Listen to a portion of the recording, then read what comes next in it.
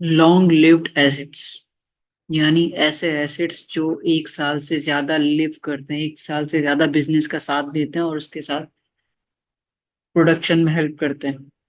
और इसको हम सिंपली लॉन्ग टर्म या नॉन करंट एसेट्स भी कहते हैं। और ये एसेट कौन से होते हैं? Asset expected to provide economic benefits for more than 1 year. क्या है? ऐसे एसेट्स जो आपको इकोनॉमिक बेनिफिट देते हैं फॉर मोर देन 1 ईयर, उनको हम कहते हैं लॉन्ग लिव्ड एसेट्स।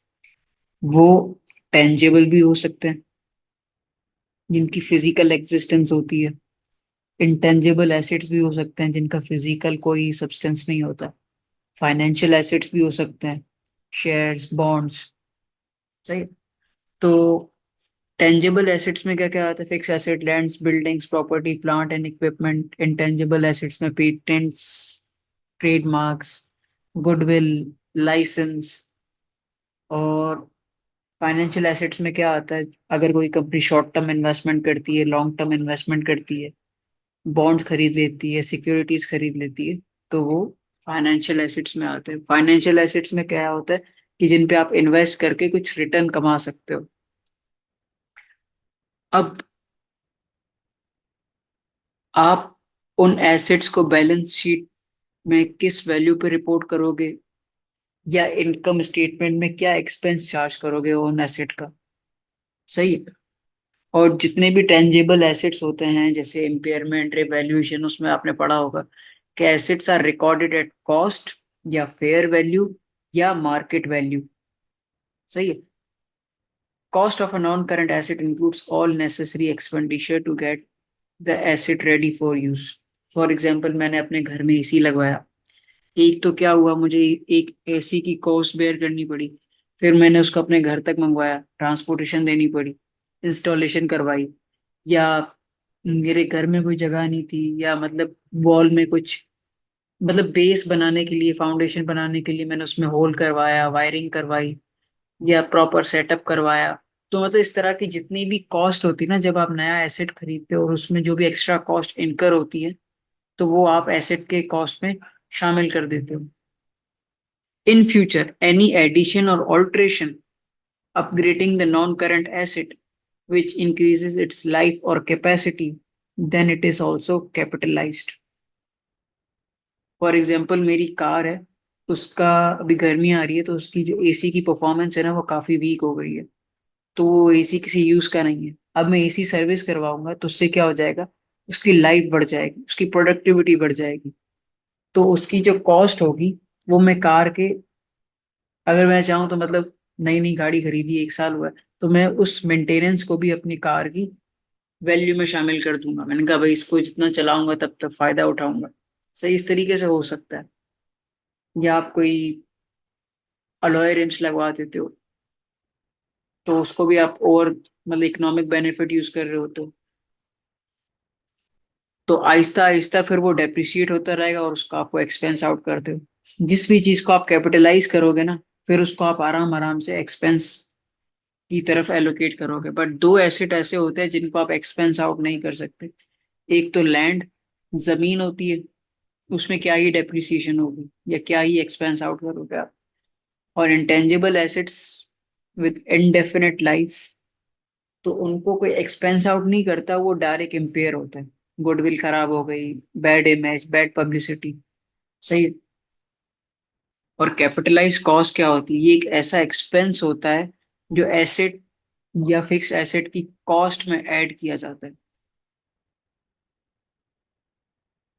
क्या तो ये जब आप एसेट परचेज कर रहे होते हो, या जब उसकी आप प्रोडक्टिविटी या यूजफुल लाइफ बढ़ा रहे होते हो, तब उसमें वो आप ऐड करते हो, क्योंकि उस एक्सपेंस का आपको इकोनॉमिक बेनिफिट मिल रहा होता है और the period of time. Cost which provide future economic benefits are considered as capitalised. जो अभी मैंने बात की, जो भी कॉस्ट आपको इकोनॉमिक बेनिफिट प्रोवाइड करेगी, उसको आप कैपिटलाइज कर दोगे। while expenditure related to non-current asset expensed which do not provide economic benefit. Depreciation expense है, लेकिन इकोनॉमिक बेनिफिट कोई नहीं है। सही है? इकोनॉमिक बेनिफिट से क्या होता है कि उसकी प्रोडक्टिविटी बढ़ जाए।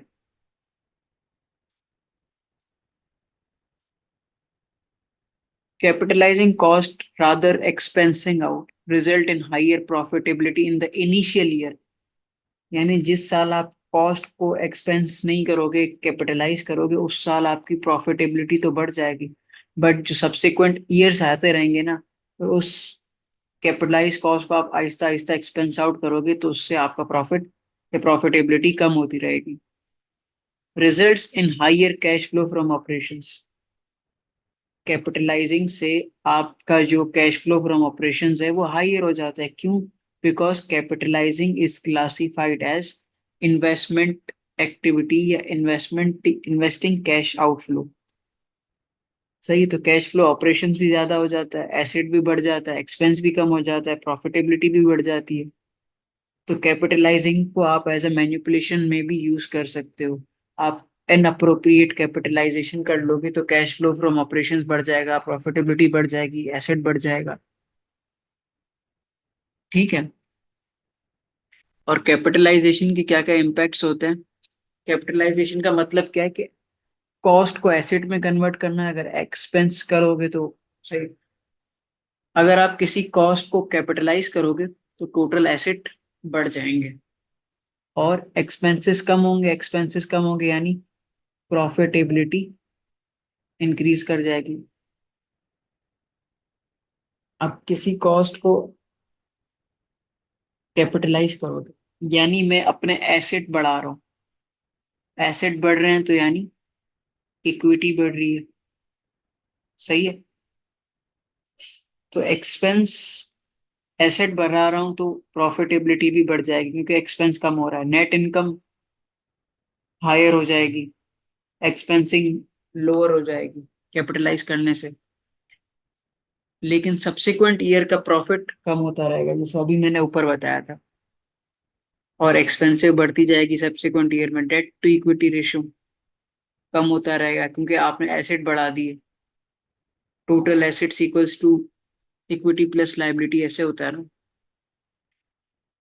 और कैपिटलाइजिंग करने से एक्सपेंसिंग बढ़ जाती है, मतलब डेट टू इक्विटी रेशियो कम हो जाता है बट एक्सपेंसिंग बढ़ जाती है। इंटरेस्ट कवरेज हायर हो जाता है लेकिन एक्सपेंसेस कम हो जाते हैं क्योंकि आपने एक्सपेंसेस को अंडर स्टेट कर दिया होता है अगर आपने इनअप्रोप्रिएटली यूज किया है। इंटरेस्ट कवरेज सब्सिक्वेंट ईयर में कम होता है बट एक्सपेंसिंग बढ़ जाती है।